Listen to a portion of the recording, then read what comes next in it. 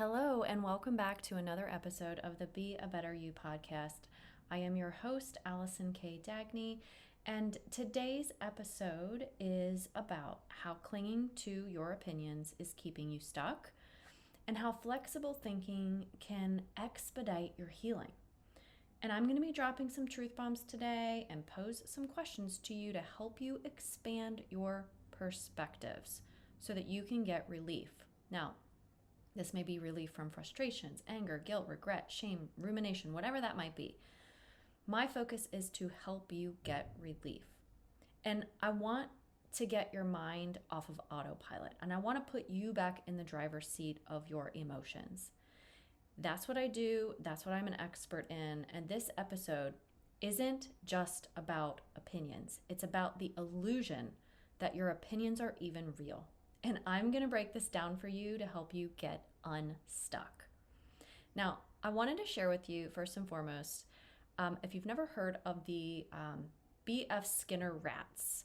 Now, Skinner's rats were part of operant conditioning and behavioral psychology. B.F. Skinner is the father of this. And he did these experiments where he created this box and he put the rats in there. And they were part of like a series of these experiments that were designed to study how behavior is shaped by reward and punishment. Okay, so the little rats are in this box and they would go press a lever, right? They'd learn to press this lever and get food, right? That's going to be positive reinforcement. Press the lever, get food, positive reinforcement. But sometimes when they would press the lever, it would be to avoid an electric shock. So they would get something called negative reinforcement in that case. So they're getting both opportunities to get a positive reinforcement or a negative reinforcement, which is to avoid something, okay? Now, over time, as he did this experiment over and over, the rat's behavior began to take shape, and it was based on the consequences that it received, whether it was the avoidance of the electrical shock, like the avoidance of something bad, or getting something positive. But here's the thing that I take away from this experiment. That the rats didn't wonder why the food came out when they touched the lever, right? And it didn't wonder if there was other options available or anything like that. What they were doing, these rats were responding to programming, period, right? This repetitive press a lever, get a reward, press a lever, avoid, right? So they're getting whatever they're getting, the positive or negative reinforcement, based on the program, okay? It's a program that was conditioned upon them by external factors, B.F. Skinner, the scientist in this case, okay? Now you might be like, well, how does this relate to me? How does this relate to opinions? And that's what I'm going to explain to you. So we chase approval. We avoid pain. We hold tight to our opinions, right? But not because that they're true, but because they've been reinforced and identified with over time. And then what we do is we swear that these opinions or these beliefs that we hold are true. We swear it, like, no, this is the way it should be, and this is how everything needs to be this way, right? When really, those things are just conditioned programs that we've adopted without question or other consideration. So, in essence, what I'm saying here is that we see what we're programmed to see, just like the rats, until we become aware that the lever we keep pressing, right, like seeking validation or clinging to be right or our opinions or defending a belief, is just a part of the rat box that somebody else built. Okay? Now, getting unstuck, right, we're talking about opinions here, happens when you realize you are not the rat. You are not the box. And you don't have to cling to those programs anymore. The programs being those opinions. All right, now I'm going to dive into this way deeper, so stick with me here. Let's address opinions first and foremost. Opinions are not facts. You know that. You've learned that in grade school. What's the opposite of an opinion? It's a fact. A fact is the opposite of an opinion. So you might hold opinions about lots of different things, right? You hold opinions about yourself, about other people, about the world, about society. And opinions this is the other thing, are not inherently good or bad, okay? They're not either good or bad. Opinions are fixed views that help you feel safe and in control. And some people will base their entire identities on their opinions. But I'd like to challenge opinions and encourage openness instead, because openness actually leads to wisdom. And if you're stuck in your opinions, you aren't able to be in that place of wisdom. Okay, people who you think about who are really wise, sage people have experienced a lot of things, and they've been open to other possibilities. That openness, the experiences help shape that openness for them, leads to wisdom. So think about if you've ever tried to sway somebody's opinion, influence them, or something like that, who's really like staunch on their opinion. You know how difficult it can be. You try to give examples, maybe you offer different viewpoints or scenarios to help, maybe statistics or whatever. But people who are fixed this way or immovable, right, on their opinions, what are they? They're rigid, they're inflexible, they won't budge. You might say that they're stubborn, right? But here's something I want you to think about. There's an old Chinese proverb that I love. I've heard this years ago. And it says, "The tree that bends in the wind will not break." And I just love that proverb because it fits so perfectly with this. Like if you think about an oak tree that is rooted in the ground, like a big, big oak tree. Well, it seems like when you would see it, wow, that's a really strong tree, until a storm comes along and breaks all the branches down, like a horrible storm. The tree doesn't seem that strong anymore.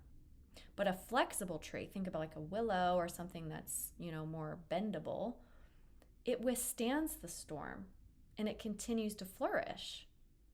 So my question is, which one do you want to be? Okay, which one? Do you want to be the willow or do you want to be the oak tree? Now, the one thing that I know about opinions is that they seek out differences, not similarities. And what do differences do? Often they divide us. Like, it's not bad to be different. Diversity is a wonderful thing, but diversity only works if we're open to it, right? We are all different. Everyone has, but diversity is successful when we are open to it. But if we're focused on the differences, that can often create conflicts, aggression, wars, and sometimes those wars are inside yourself.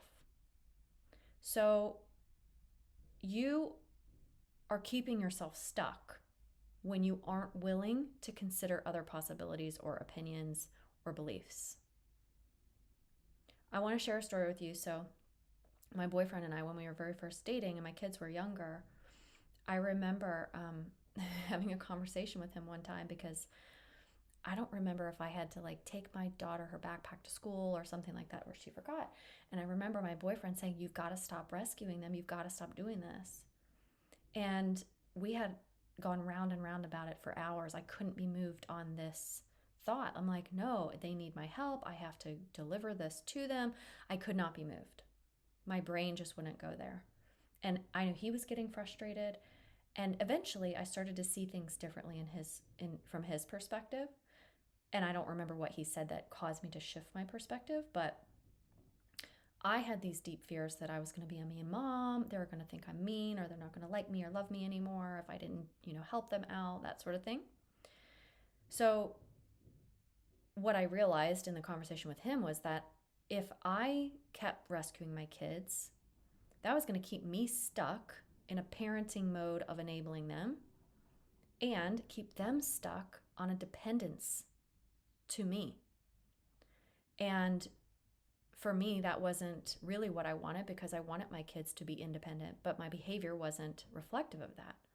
So this probably took a 2-hour conversation for him to help me see, you got to stop rescuing these kids, right? They're going to be stuck forever. You're going to be stuck forever. You want them to be independent and fly on their own. You have to let them fail sometimes, and you can't rescue them. right? And that's an opinion. Again, right? My opinion was different. I did it. I was able to shift that opinion, and thank goodness that I did, because I feel like it's actually benefiting my kids more having that opinion.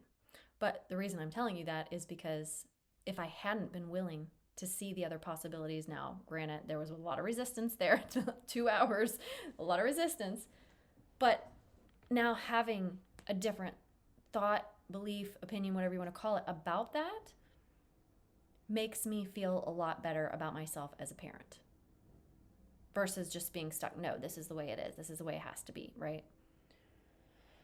I also want to share another story with you about a client of mine who, because this may apply more to you, who believed that the universe was out to get her, that there was literally no other explanation for her pain and suffering. And I remember her saying that she believed that she was destined to struggle or suffer. And gosh, I can't tell you how heavy that feels, like even just to hear that, like that your destiny is struggling and suffering. You know, like your earthly mission is to suffer. Like that is a very, like, how can you win against the universe? Like, it's so big. How can you win against God if God really wants you to suffer, right? But this is what was deeply ingrained inside of her. So the questions that I had asked her, like, is there any other possibility for your pain and struggles? Can we think of something different to tell yourself? And she did come up with a lot of stuff, and this was in my one-on-one coaching program.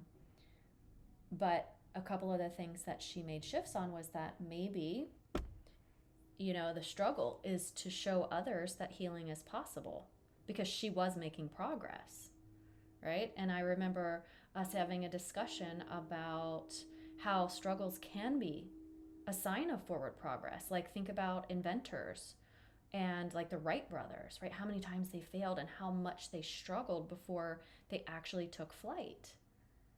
And she even gave an example about like a butterfly who is in the cocoon, right? It's struggling, like when it starts coming out, it's struggling to get out of that cocoon.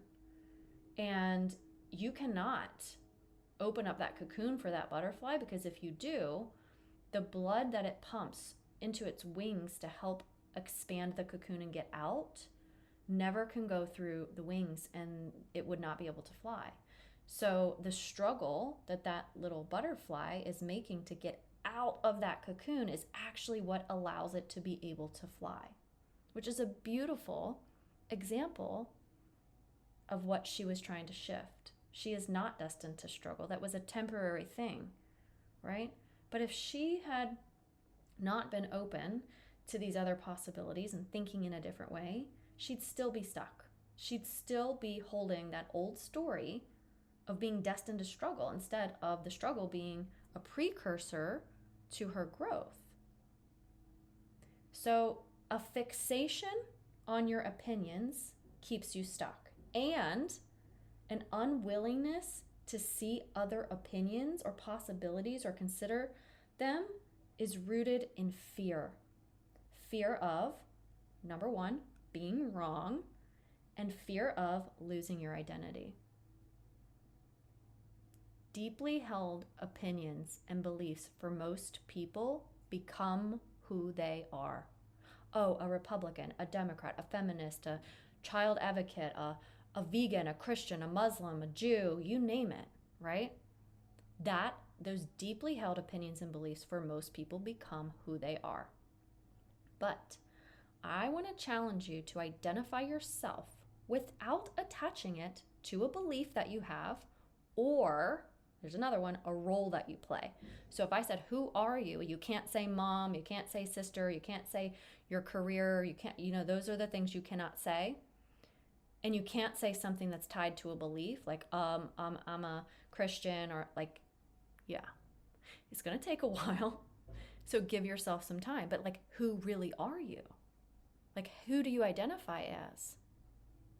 If you can't say something that's related to a deeply held belief, or like a role that you play in this world, what's left? Who are you then? And I'd really encourage you to think about that.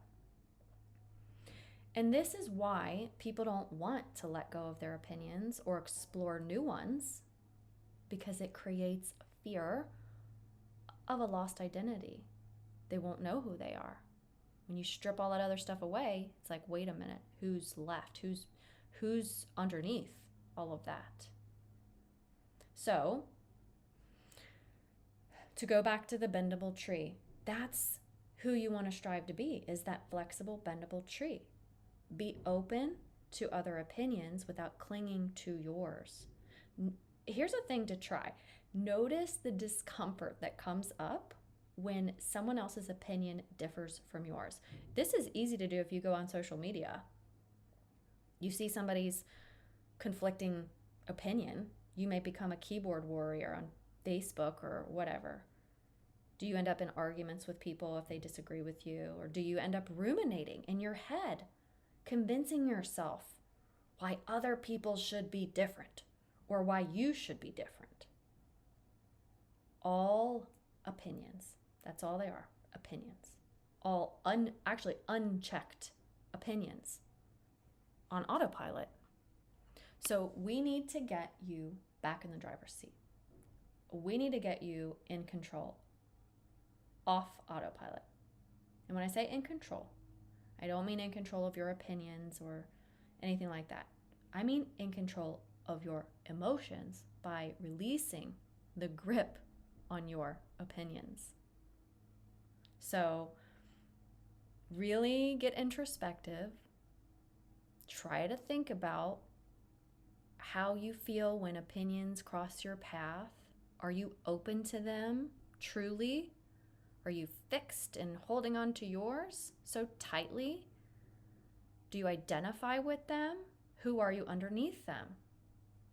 This is all important. How flexible are you?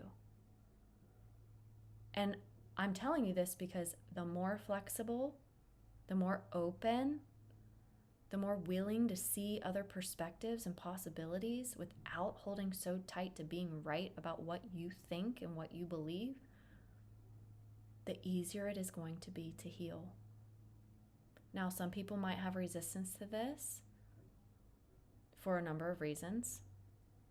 Again, because sometimes holding on to those beliefs helps keep us feel like we're in control or safe, or it's our identity. But there really isn't a lot of growth in the comfort zone. It's going to be kind of nudging yourself, pushing yourself gently out of that comfort zone. And when you do that, then you start to grow. You start to heal. You stop the rumination. You stop getting triggered, frustrated, angry by the way other people are. And I always have to remind you, right? Like, thinking of things different doesn't mean that you are condoning someone's bad behavior. But if peace is the priority for you, if you don't want to be ruminating, if you don't want to be feeling triggered, angry, upset, sad, shame, guilt, regret, whatever, if you don't want to be feeling those ways, well, one, you need to feel, like feeling is important. You have to feel your emotions, but we don't want them like simmering forever or being stuffed. We want them to move through. So if you're saying, yeah, I can acknowledge that I have these feelings, but I'm ready for them to pass through and let them go to experience the peace that I know I deserve and want to have and enjoy in my life, then you start here. You start by widening your perspective, by noticing how uncomfortable it is when somebody shares an opinion that you disagree with, or noticing that your opinion about how people should be or how they shouldn't be showing up is disagreeing with you internally. And this isn't something that is super easy to do like on your own. But if you practice and you make an intentional effort to be aware of when this comes up for you, you can start to change your perspectives. And I don't mean you have to change what you believe. Like, you don't have to change your beliefs or your opinions. Like, if you believe deeply that, eating animals is wrong, like if you're a vegan or whatever, and you believe that that's wrong, I'm not asking you to believe that it's right. I would never ask you to believe something that you don't want to. But if it's angering you every time other people eat animals, then that's something to do with what your opinions are. Okay? And if you don't want to be angry when that happens, because it does, and you're not going to change the world and you're not going to make everybody become a vegan, right? If it's upsetting you and bothering you so much, that's something to work on inside yourself. I've had to do this myself, not with this particular thing, but with other things that I believed other people should be doing differently. And I'm not going to change other people. So what do I want to do? Do I just want to be mad about it when other people go on being them? Am I going to start a revolution, or I don't know, like get into politics and try to change the laws? Well, no, I'm not. So I have a decision to make. I can either accept the reality of what it is, or I can change how I feel about it inside by shifting how I think. Again, it doesn't mean I have to change my beliefs, but it gives me ease and peace of mind when I explore other possibilities and I'm open to different opinions. All right, so if you enjoyed this episode, I would love for you to leave me a review. It is so helpful to have reviews for people like me who deliver free content on my podcast with no commercial interruptions, might I add. And that would super duper help me if you would be willing to do that. I would greatly appreciate it. And I'd be happy to give you a shout out also if I see the review. Meanwhile, if you are interested in exploring your own beliefs and opinions, and you feel deeply that you would like to have these kinds of shifts in your life to bring more peace and contentment and indifference, to stop being triggered, to stop ruminating, to stop feeling these negative emotions, you can schedule a free 30-minute consultation with me on my website at www.radiate.rise.com. It's a no pressure call that we do on Zoom, and it's just connection and guidance and any information on my programs that I have that I can offer to you to see how I can help. I hope that this has given you some things to think about, some things to take some pause on and maybe reflect on to help you on your healing journey. Thank you so much for being here, and I'll talk to you next week.